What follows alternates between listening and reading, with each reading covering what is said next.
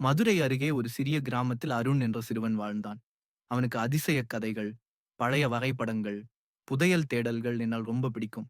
ஒரு நாள் அவன் தாத்தா பழைய புத்தகங்களை அலமாரியில் தேடிக் கொண்டிருந்த போது ஒரு பழமையான காகிதச் சுருளை கண்டுபிடித்தான்.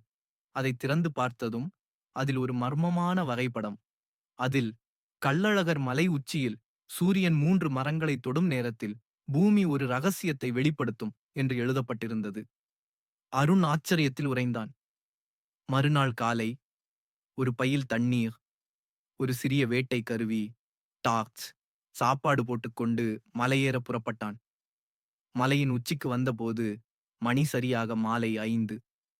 சூரியன் 3 மரங்களை ஒரே நேரத்தில் தொடுவது போல் தெரிய வந்தது. அதே நேரத்தில் ஒரு சிறிய கல் திசையில் ஒளிப்பட்டு கீழே ஒரு குழி தெரிய வந்தது. அருண் அந்த இடத்தை தோண்டினான். சற்றே தோண்டியவுடன் ஒரு பழைய பித்தளை பெட்டி கிடைத்தது. அதில் பணம் இல்லை. ஆனால் பழமையான தங்க மோதிரம், ஒரு நாணயம் மற்றும் ஒரு கடிதம். கடிதத்தில் எழுதியிருந்தது, உண்மையான புதையல் பணம் அல்ல. இதை கண்டுபிடித்த உனது துணிவும் ஆர்வமும் தான். அருண் சிரித்தான்.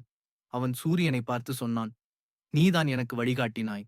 இப்போதுதான் நான் உண்மையிலேயே ஒரு தியாகுப்பு வேட்டை வீரன். பணம் அல்ல, அறிவும் துணிவும் தான் வாழ்க்கையின் உண்மையான புதையல்.